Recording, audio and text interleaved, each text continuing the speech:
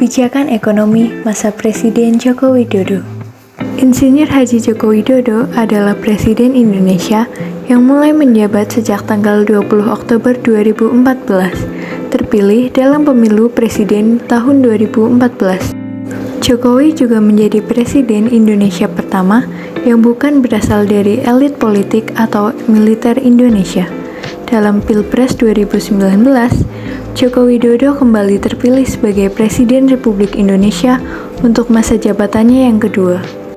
Kali ini, Joko Widodo didampingi oleh Wakil Presiden Kiai Haji Ma'ruf Amin dan dilantik pada 20 Oktober 2019 untuk masa jabatan 2019 hingga 2024 mendatang.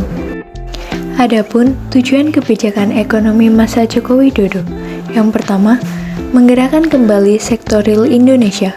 Kedua, meningkatkan daya saing industri nasional untuk menghadapi dinamika ekonomi global. Yang ketiga, memperlancar distribusi dan perdagangan barang antar daerah dengan efisiensi rantai pasokan.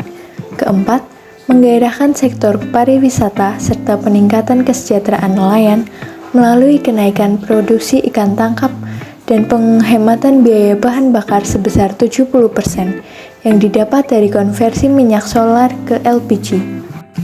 Ada beberapa langkah kebijakan ekonomi. Langkah pertama, mendorong daya saing industri nasional melalui deregulasi, debirokratisasi, serta penegakan hukum dan kepastian usaha. Terdapat 98 peraturan yang dirombak untuk menghilangkan duplikasi, memperkuat koherensi dan konsistensi, serta memangkas peraturan yang menghambat daya saing industri nasional. Deregulasi mulai September dan Oktober 2015. Dan langkah yang kedua, yaitu mempercepat proyek strategis nasional dengan menghilangkan berbagai hambatan, seperti penyederhanaan perizinan, penyelesaian tata ruang dan penyediaan lahan, percepatan pengadaan barang dan jasa pemerintah, diskresi dalam penyelesaian hambatan dan perlindungan hukum, serta mendukung kepala daerah melaksanakan percepatan proyek strategis nasional. Berikutnya, ada contoh capaian kerja pemerintah di tengah ancaman krisis ekonomi di era Presiden Jokowi.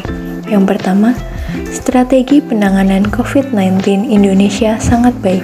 Kedua, tingkat inflasi Indonesia aman. Ketiga, IPM atau Indeks Pembangunan Manusia di Indonesia meningkat. Dan yang terakhir, Indonesia telah menjadi negara layak investasi dari seluruh lembaga rating internasional.